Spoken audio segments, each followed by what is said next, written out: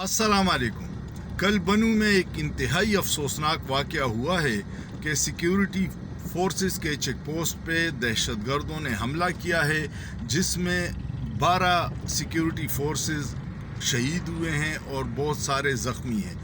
पिछले 8 से 10 दिनों में मुख्तलिफ मुल्क के इलाकों में, बलोचिस्तान में, फाटा में मुख्तलिफ हमलों में तकरीबन 70 हमारे जवान धरती माँ पे शहीद हुए हैं।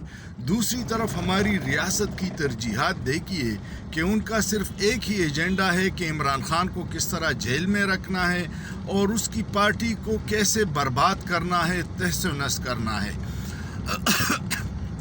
इस्लामाबाद में जराइम की शरह इंतहाई हद तक ख़तरनाक हो गई है और इस्लामाबाद की पुलिस जो है वो तहरीक इंसाफ के ख़िलाफ़ कल उन्होंने जुलूस निकाला है।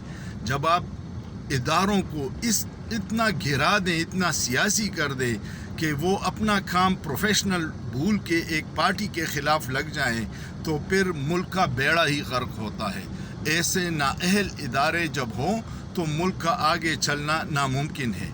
आपका क्या ख्याल है? सोचिए, सोचना जुर्म नहीं है।